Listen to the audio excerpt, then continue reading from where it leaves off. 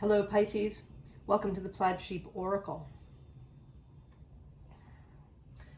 Your reading begins with this South Node card.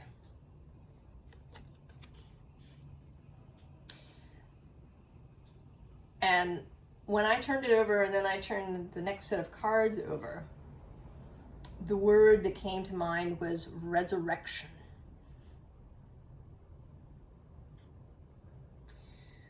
So there is, and it isn't, I don't believe that this is something, like some project or some person that's coming back. I believe that this is an aspect of yourself.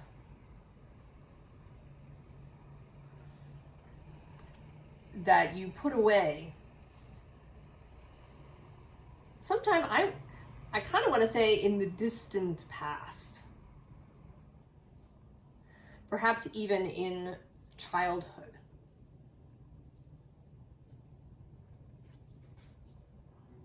The visible underlying is this Gemini cross-pollinate. And I think that what might set this into motion is maybe your encounter with another person,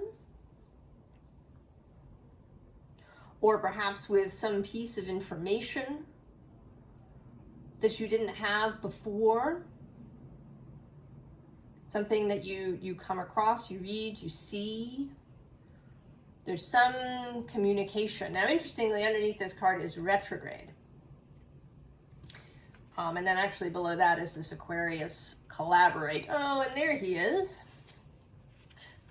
Mercury. I was going to say that today, the day that I record this, which is November 25th, although you're not going to see it till the 27th, is the day that Mercury stations retrograde in Sagittarius. So that movement is square Pisces.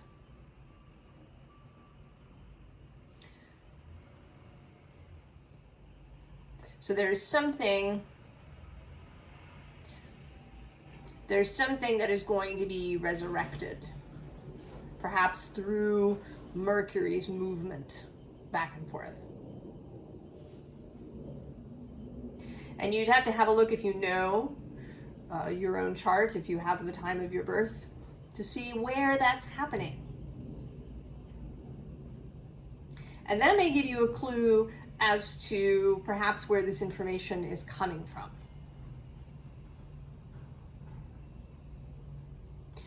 The bottom of the deck is Venus, the beloved. And the core of this resurrection has to do with Venus things, with love, with what you value, with how you see beauty, what is beautiful to you. With pleasure. And I think with self. I sort of see those core inner planets, right, as really, they represent a kind of core part of the self.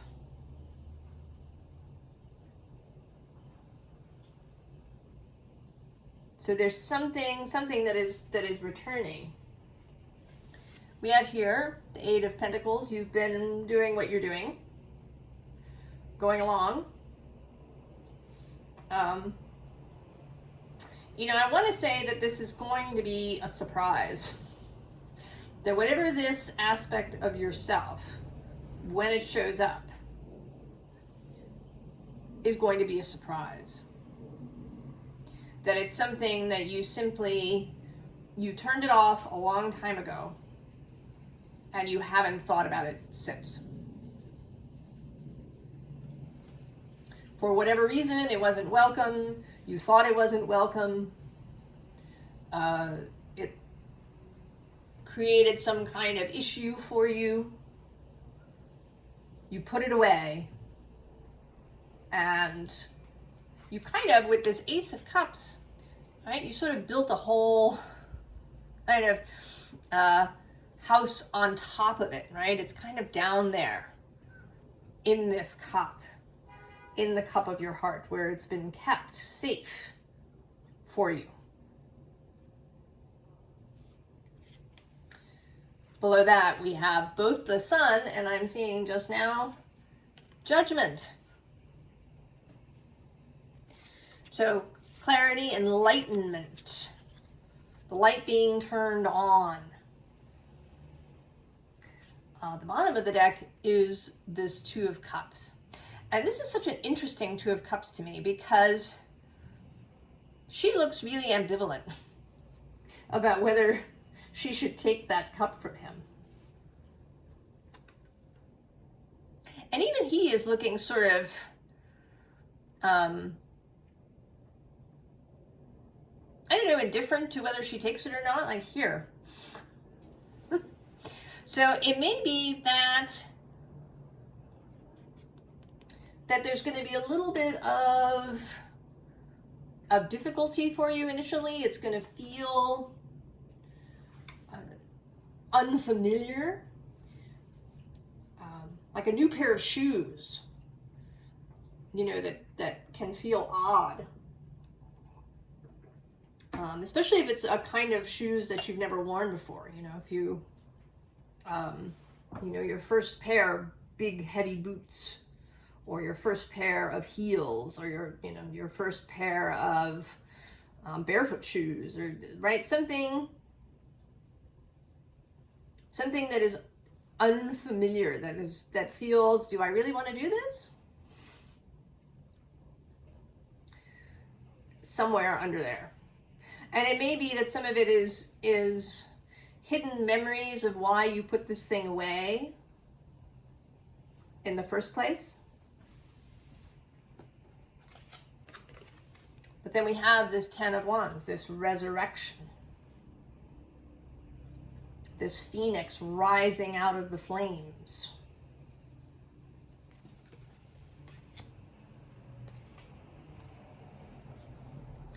And then there's this Three of Cups, and I have this notion that this person here is this thing, this part of yourself that you had set aside. You know, she's just sort of adjusting her hat, her cup hat there. You know, these two have been out here for a long time, and she's just sort of rushed from on stage and is adjusting her hat before she kind of joins in with the other two.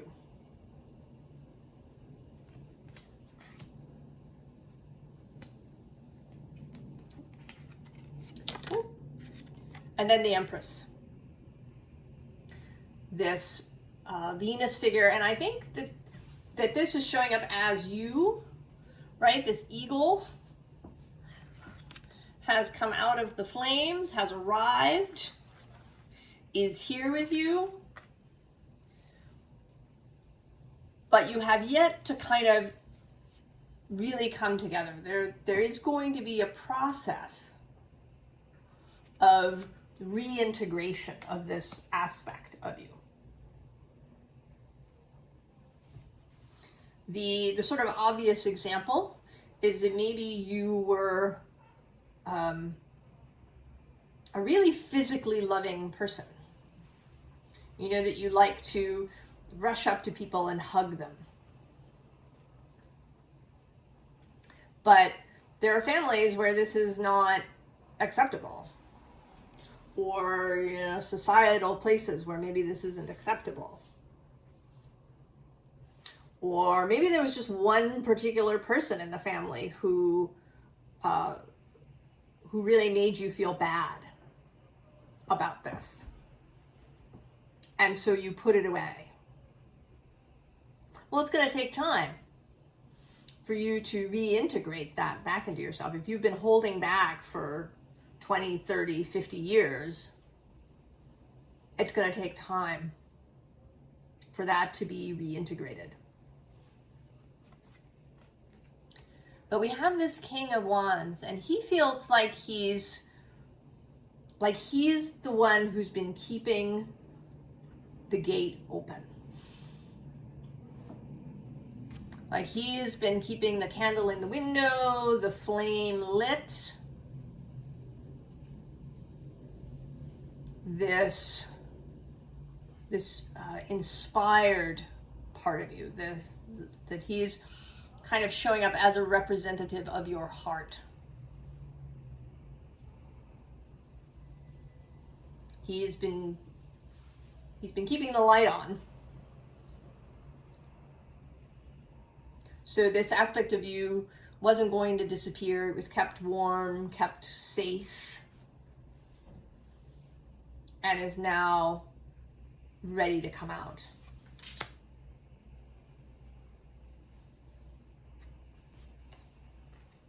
And then we get the King of Air. And I am noticing,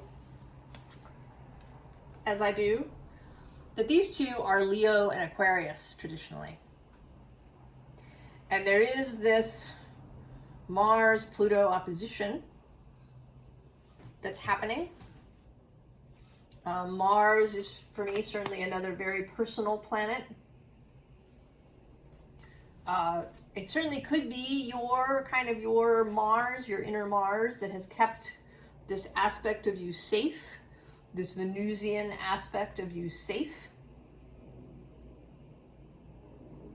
that has kept the light on all of this time. And now, as he meets Pluto,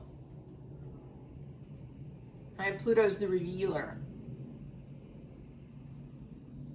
And we had Aquarius show up in this pile, this underlying.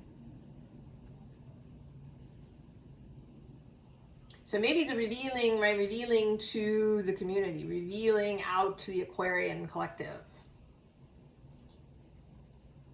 This thing that's been kept secret.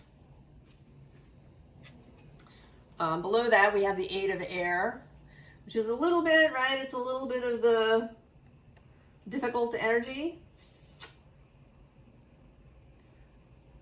There may be some mental stuff that happens, ways that you attempt to prevent this integration. Below that actually is the Tower,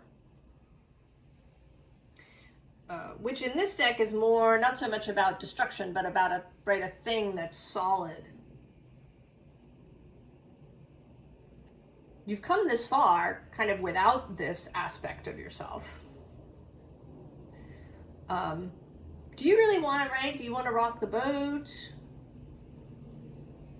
Do you want to suddenly, present this to people who've gotten used to you being a particular way? I mean, to yourself, right? That you're used to being you in a particular way. But because, right, we have below that, we have the Five of Earth, right? This isolation. That you may be more cut off than you think because you've held back this part of yourself, that you're not, right? You're not fully seen, even by your own self. Bottom of this deck is the Four of Water, the offer of the pearl.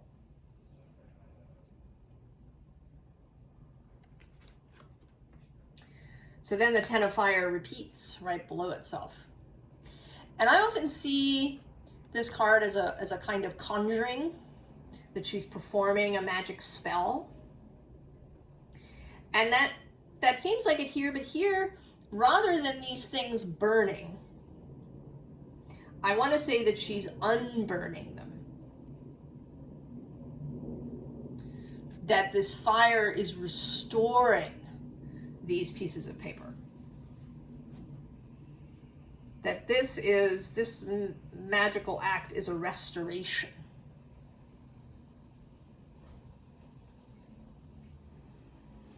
I mean, maybe actually resurrection isn't necessarily the right word. that restoration may be the better word.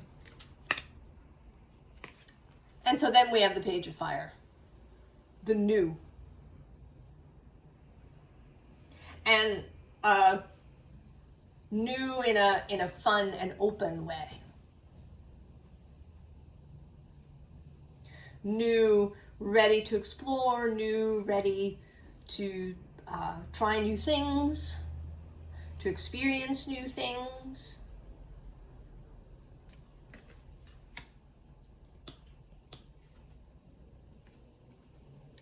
And the Sun, again, more clarity. And this always feels like a very gentle sun to me. A gentle light.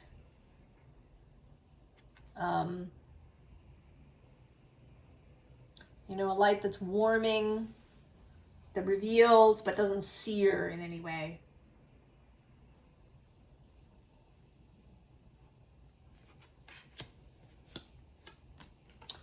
And then the Nine of Water. The wish fulfilled. I mean, this I sort of see as you accepting, right? You're accepting this offer of this jewel. And now you're really appreciating it. Maybe you're having a really good look at it. You know, kind of from all angles. Because it is, as I say, I believe, a surprise to you. That you didn't, this is something you didn't even know about yourself.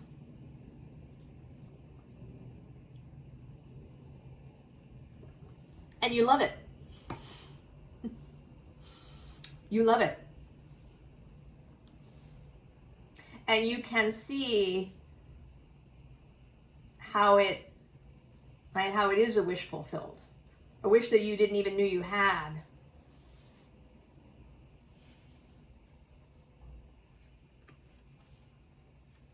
So then we have Horse.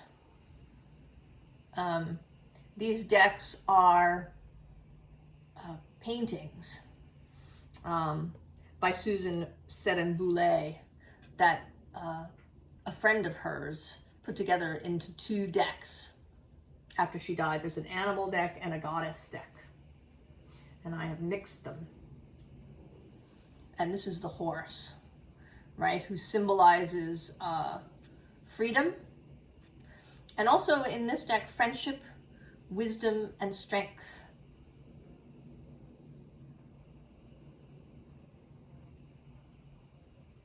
Now, interestingly, the horse in the painting, titled Age of the Avatar, recalls the magnificent horse of Ramayana.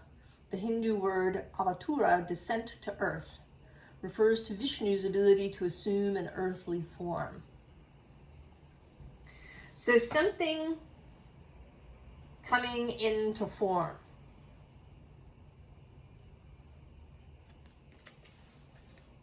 And here with, this is Gaia represented here, but, right, she's blindfolded. So coming into seeing, and actually below that, we have Isis and Osiris, right? She puts him back together. She puts him back together after he's been separated into pieces. The bottom of the deck is this eagle card. So here you are, right? The eagle has risen, right, out of here, sort of this phoenix-like thing, then arrived here with you. And then now you're much more connected. You are riding this eagle here. So this process is proceeding.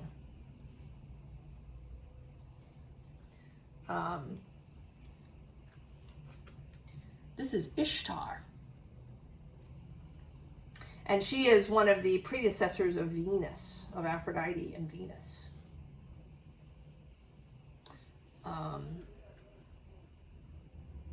Her name means giver of light.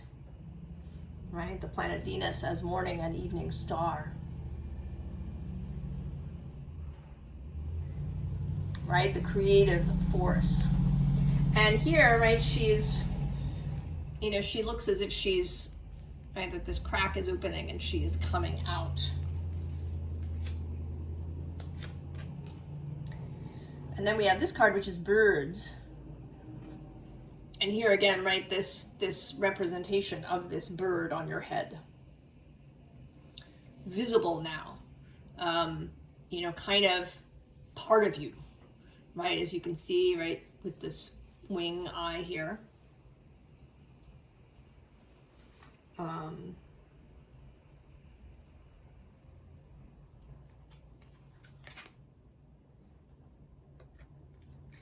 Then we have Athena, goddess of wisdom.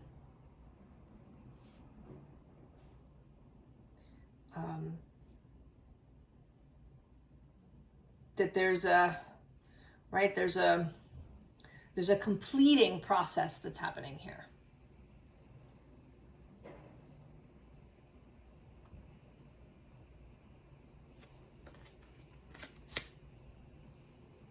And with, I mean, particularly, right, with this moon cycle that's going on around her. And then we have this great image. The card is Gull, who is here, but the goddess here is Amphitrite, who is a goddess of the oceans.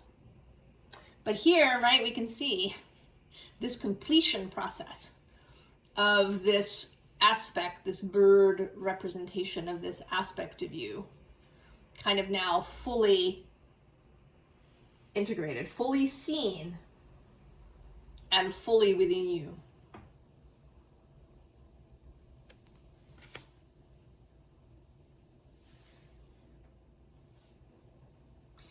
And once that occurs,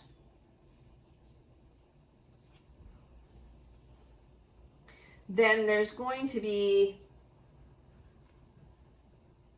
right, there's going to be movement that happens after that. We do have listen. Here is the top card. So you can expect more information. And below that, we have the Eight of Wands.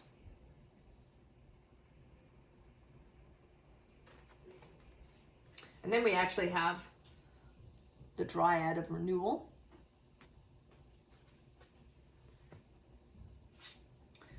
And the bottom of the deck is this Sea Spirit. We've been talking a lot, Pisces, in your readings about your magical gifts, your psychic gifts, the possibility of you being an oracle, a seer, a magician, a sorcerer, all of these things. And it may be that this that's going to come up is a kind of missing piece that is now ready to be fitted in. That may bring about a kind of a completion, right? Or a new level. Because we have this Seven of Cups, which always seems to me, right, choosing the face, choosing the mask. And there's two things about that. One, there's realizing that maybe you've been wearing a mask in some way that you didn't even know. I think we all have masks that we wear periodically in different places when we don't want to reveal all of ourselves. But it may be that there's a mask that you didn't know you were wearing.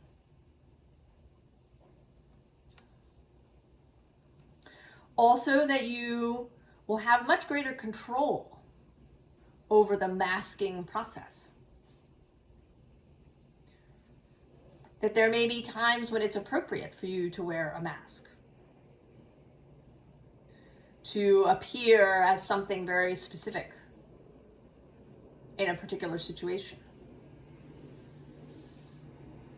And because this part of you has been restored, you will have much greater ability and mastery over how you show up. And then we have this Two of Pentacles with this gull taking off. So this feels like a greater ability to allow spirit to help you with daily things. You know, the Two of Pentacles is in part that daily stuff, those things in the physical world that we have to juggle. Home and work, money, all of these physical things. And you are going to have a greater capacity now to really allow spirit to assist you with these things, to be more allowing, more receptive, more kind of more submissive in a way, in the, you know, kind of dom sub idea of submission, where it's a matter of giving up control, of relinquishing the need for moment-to-moment control. And then the Three of Wands. A new sense of inspiration, and maybe even really knowing where you're going now. Or perhaps knowing what's coming, what you're waiting for. This is the third three. We had the Three of Cups, the Empress, who is 3, and now this 3. So there may be something significant to you about 3.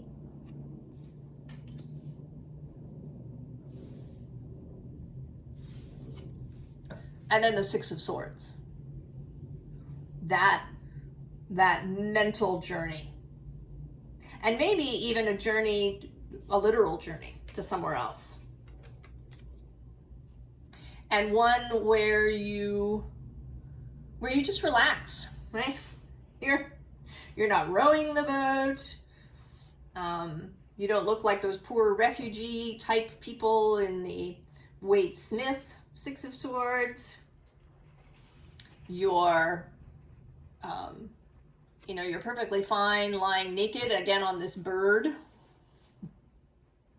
This luxurious peacock. It's like a luxurious journey that you're taking.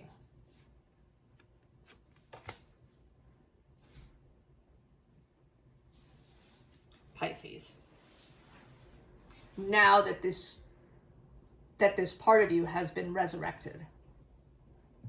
Now I imagine, I don't know, I think it's going to be different for everybody, but I imagine that it's either kind of a soft aspect,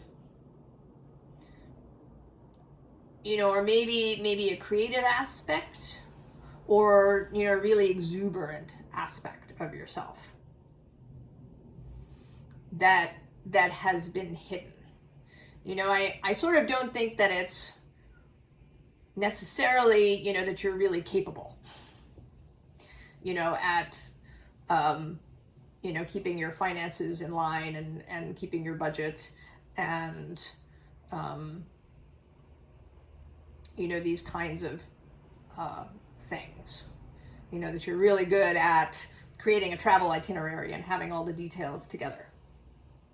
I don't think that it's that sort of thing. Although, you never know, it might be. You might have been born into a family where organization was seen as corporate.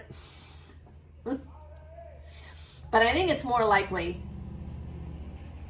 that this is something soft, right? Something that would have felt vulnerable out in the world, right? That maybe you would have felt really naked.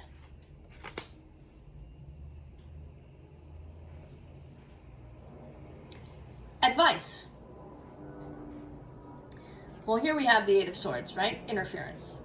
We want to eliminate the interference. Because right below that, we have your card, the Moon.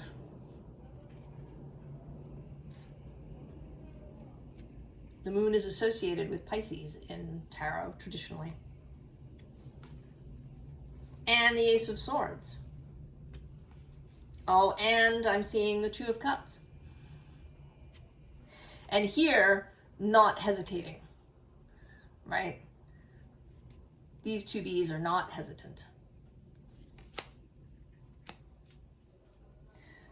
The bottom of the deck has the Queen of Cups. So this is another, right, another reason that I say that this, right, this, there may be some Queen of Cupsy aspect that is going to return to you. And actually next to that on the bottom is the Four of Swords within this deck, recovery.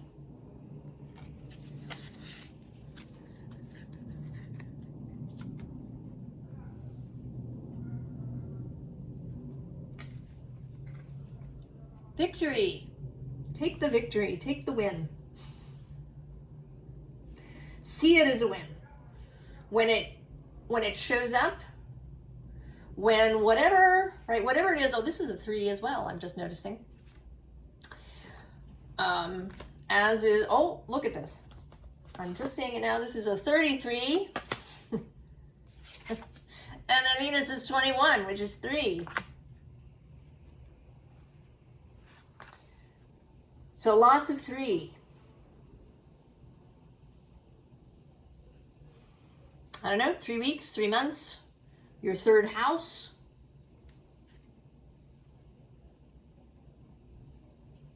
Being where Sagittarius is, maybe. Or where Mercury's moving around, I don't know.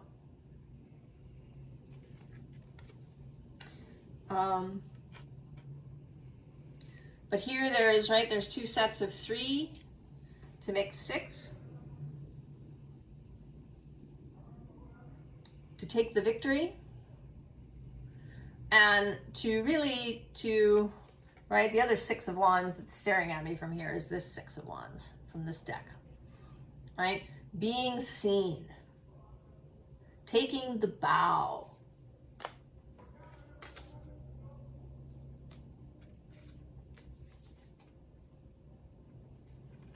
Then the Priestess. She's also often associated with Pisces.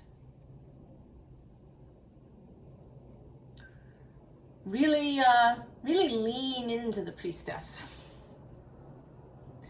Allow her to show you this aspect.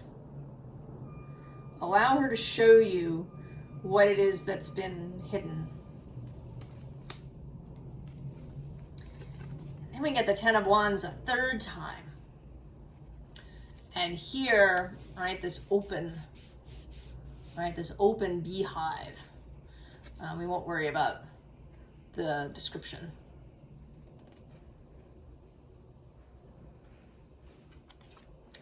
And interestingly, Saturn in Sagittarius. Saturn is moving through Pisces at the moment. And Mercury through Sagittarius in this retrograde. He does move retrograde for about 3 weeks. So, right, that open the box. Open the box. Allow the eagle out from where he's been kept.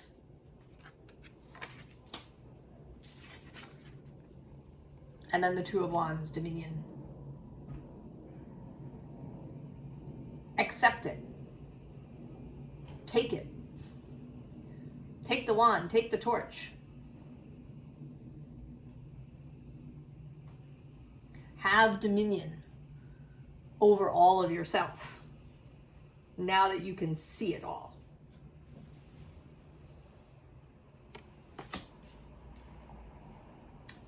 Pisces. I think this is very cool.